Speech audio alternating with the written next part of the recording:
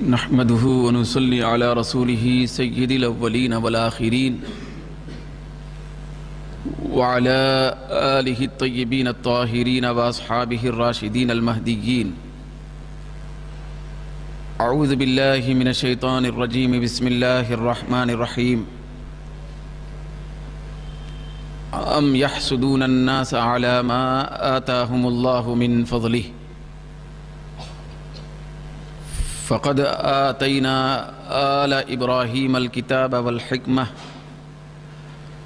وآتيناهم ملكا عظيما. صدق الله مولانا العظيم. جمیع سامعین محترم، حاضرین مکرم، بانیان ہفتہ واری جلسہ، دیگر نوجوان ساتھیوں، سننے والے میرے محترم خواتین و حضرات، اعلان کے مطابق ایک انتہائی خصوصی، بہت زیادہ قابل توجہ، بہت زیادہ اہمیت رکھنے والے مضمون اور موضوع پر گفتگو کرنے کے لیے سورہ نساء کی ایک آیت مبارکہ کے چند نورانی الفاظ آپ کے سامنے پڑھنے کی سعادت حاصل ہوئی ہے۔ قبل اس کے کہ آیت مبارکہ کے متعلق کچھ عرض کیا جائے، حصول برکت کے لیے طریقہ کار کے مطابق سرکار دو عالم نور مجسم صلی اللہ علیہ وسلم کی بارگاہ اقدس میں انتہائی عقیدت کے ساتھ اور انتہائی ادب کے ساتھ، پھر انتہائی خصوصی توجہ کے ساتھ درود و سلام کا نذرانہ پیش کرنے کی سعادت حاصل کریں۔ اللہم صلی علی سیدنا و حبیبنا و نبینا مولانا محمد وعلی آل سیدنا مولانا محمد مبارک وسلم۔ صلاۃ و سلام علیکہ یا سیدنا یا حبیبنا یا رسول اللہ۔ حاضرین محترم،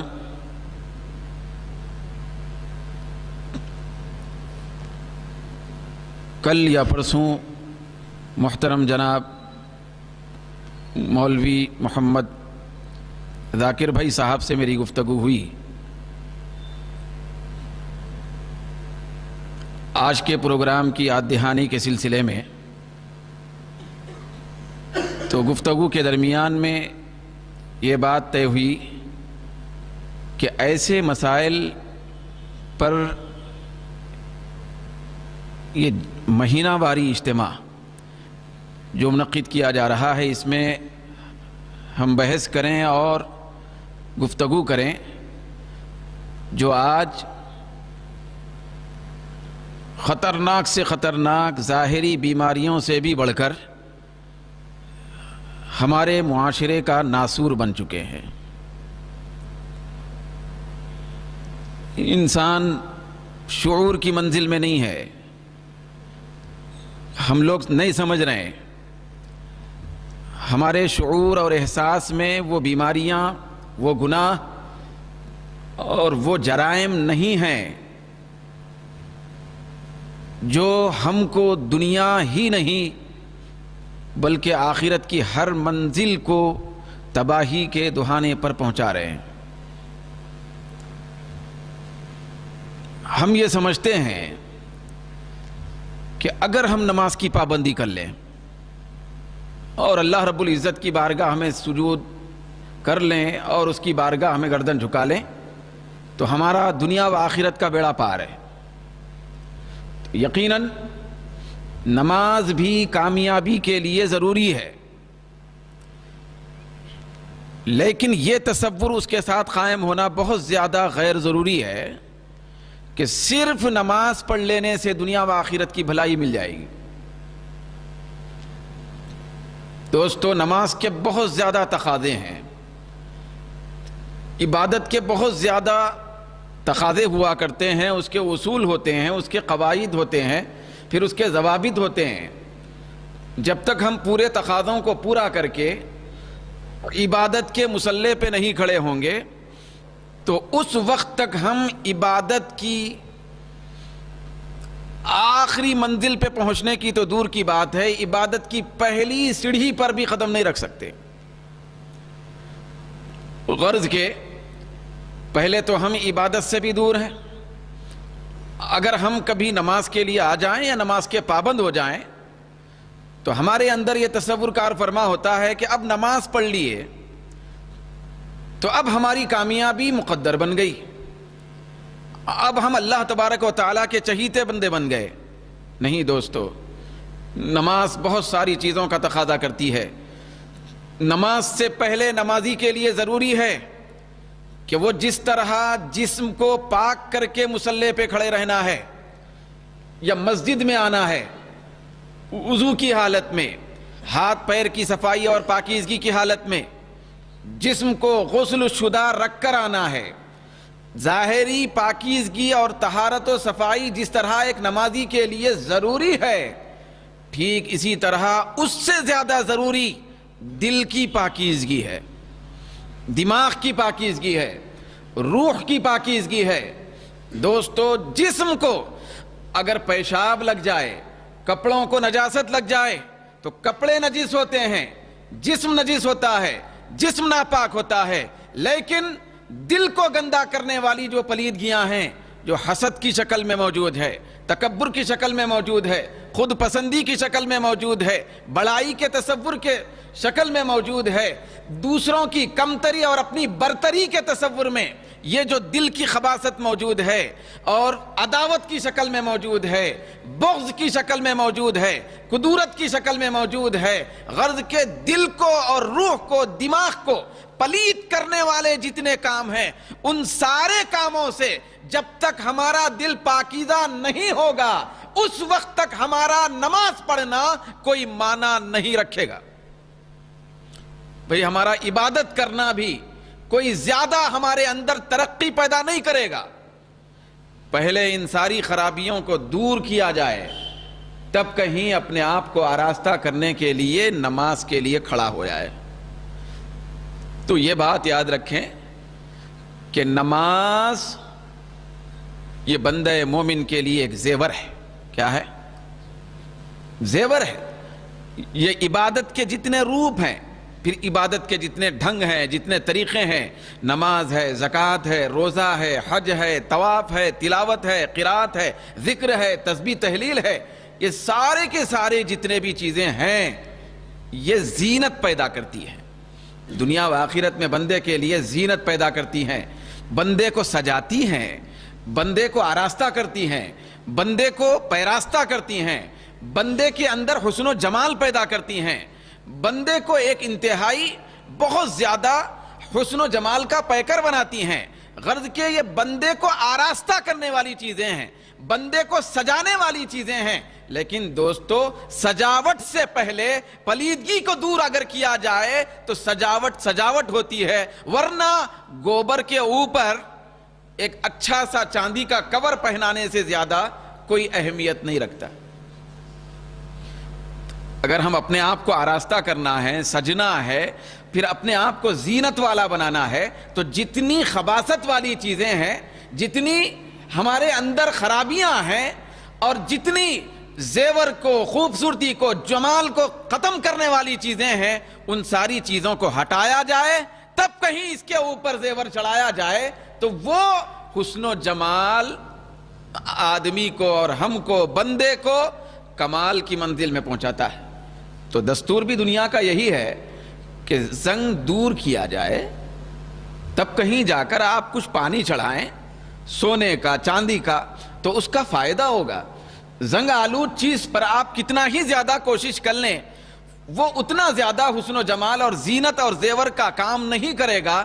وہ اتنا زیادہ اس کے اندر کمال نہیں پیدا کر سکتا۔ تو دوستو، مختصر سی مثال کے ذریعے سے مجھے اور آپ کو یہ درس حاصل کرنا ہے، ہم کو یہ سبق حاصل کرنا ہے آج کی نشست، اور بالخصوص آج کی نشست کے خصوصی موضوع کی برکت سے، کہ جب تک ہم دل کو پلید کرنے والی خرابیوں کو دور نہیں کریں گے اس وقت تک آراستہ کرنے والی، سجاوٹ کرنے والی جتنی چیزیں اختیار کریں گے وہ کوئی کمال ہمارے اندر نہیں پیدا کریں گے۔ ذرا قرآن مجید میں دیکھیں کہ اللہ رب العزت نے فرمایا ان الصلاۃ تنہی عن الفحشاء والمنکر، بے شک نماز بے حیائیوں اور برائیوں سے روکتی ہے، بے شک نماز گناہوں سے روکتی ہے، جرائم سے روکتی ہے، بے حیائی کے کاموں سے روکتی ہے، برائیوں سے آدمی کو بچاتی ہے۔ نماز پڑھنے والے کو برائیوں سے روکتی ہے نماز۔ تو نماز تو برائیوں سے روکتی ہے، لیکن یہ کیا بات ہے کہ آج ہم نماز پہ نماز پڑھ رہے ہیں لیکن برائیوں میں برابر ملوث۔ ہماری نماز ہم کو برائیوں سے نہیں روک رہی، ہمارا جو طرز عمل ہے وہ بتا رہا ہے، پھر ہمارے شب و روز کی جو زندگی ہے وہ اس بات پر دلالت کر رہی ہے ہم نماز تو پڑھ رہے ہیں لیکن برائیوں سے نہیں رک رہے ہیں۔ اس کا مطلب ہماری نماز برائیوں سے ہم کو نہیں روک رہی ہے، حالانکہ قرآن کی شہادت ہے بے شک، یعنی اس میں کوئی شک نہیں، اس میں کوئی دو رائے نہیں کہ یقیناً جو نماز ہوتی ہے وہ برائیوں سے بندے کو ضرور روکتی ہے۔ نماز پڑھنے والا کبھی بھی کوئی برائی کے قریب نہیں جا سکتا، لیکن یہ کیا بات ہے کہ ہم مسجد میں نماز پڑھ کے ایسا باہر نکلتے ہیں تو وہیں سے ہماری برائیاں شروع ہو جاتی ہیں۔ ہم مسجد سے نکلے جھوٹ شروع، ہم مسجد سے نکلے حسد شروع، ہم مسجد سے نکلے بغاوت شروع، ہم مسجد سے نکلے بد کلامی شروع، ہم مسجد سے نکلے کسی کی مخالفت شروع۔ یہ جو ہماری نماز ہے یہ ہم کو برائیوں سے کیوں نہیں روک رہی ہے؟ دوستو اس کا پس منظر صرف یہی ہے کہ ہم نماز ایسی نہیں پڑھ رہے ہیں جیسے نماز خود پڑھنے کا مطالبہ ہم سے کر رہی ہے۔ نماز چاہتی ہے کہ مجھ کو ادا کرنے سے پہلے دل پاکیزہ بنایا جائے، دماغ معطر کیا جائے، روح کو پاکیزگی عطا کی جائے اور جسم کے ساتھ ساتھ دل کو منور اور مجلہ کیا جائے، ساری خرابیوں سے دل کو پاک کر کے۔ اگر مصلی پہ کھڑے رہ کر آدمی قیام اور قرات اور رکوع اور سجدہ کرے اور اس کے بعد واپس ہو جائے، خبردار خدا کی قسم وہ نماز کبھی بھی بندے کو گناہوں کے اڈوں کی طرف نہیں لے جا سکتی۔ ہمارا کام یہ ہے ہم نماز تو پڑھنے کے لیے آ رہے ہیں لیکن جو ستھرائی چاہیے نا، جو ستھرائی، جو صفائی، اس صفائی کے ساتھ ہم نماز کے لیے نہیں آ رہے ہیں۔ ہم نماز پڑھنے کے لیے آ رہے ہیں، ہمارے دل کے اندر بیماری ہے حسد کی، ہمارے دل کے اندر بغض کی بیماری ہے، ہمارے دل کے اندر خود پسندی کی بیماری ہے، ہمارے دل کے اندر گھمنڈ کی بیماری ہے، نہ جانے کیسی کیسی بیماریوں میں ہمارا دل ملوث ہے۔ ساری بیماریوں کے نرغے میں ہم ملوث ہے اور ہم کو شعور بھی نہیں ہے۔ ظلم بالائے ظلم یہ ہے، ستم بالائے ستم، ہم کو شعور بھی نہیں ہے کہ یہ بیماریوں میں ہم ملوث ہیں۔ ہے شعور نہیں ہے ہم کو۔ بھئی آپ کے سر میں اگر درد ہو آپ کیا کرتے ہیں؟ بھئی آپ علاج کرانا چاہتے؟ بھئی ہم کو شعور ہوتا ہے نا، ابھی پیٹ میں درد ہو رہا ہے، سر میں درد ہو رہا ہے تو جسمانی بیماری ہے، سر میں درد، پیٹ میں درد، پیر میں درد، ہاتھ میں زخم، یہ جسمانی بیماری ہے۔ جب جسمانی بیماری میں ہم آ جاتے ہیں، مبتلا ہو جاتے ہیں، ہم فوری اس کا علاج کرتے ہیں، ہم کو شعور ہو جاتا ہے، شعور کوئی دلانے کی ضرورت بھی نہیں پڑتی کہ ہم پیٹ پکڑ کے نکل جاتے ہیں دواخانہ، ہم سر پکڑ کے بیٹھ جاتے ہیں کہ سر میں درد ہو رہا ہے۔ حالانکہ یہ جسمانی بیماری یہ صرف ہم کو دنیا میں کسی حد تک صحت کو متاثر کر سکتی ہے، لیکن دوستو جن بیماریوں کا ذکر میں کر رہا ہوں اور آج جس بیماری کا تذکرہ آپ کے سامنے ہو رہا ہے حسد کے اعتبار سے، یہ ایسی بیماری ہے جو انسان کو دنیا میں نہیں آخرت میں کی ہر منزل میں بھی تباہ و تاراش کر کے جہنم کے ایندھن میں ڈھکل دیتی ہے۔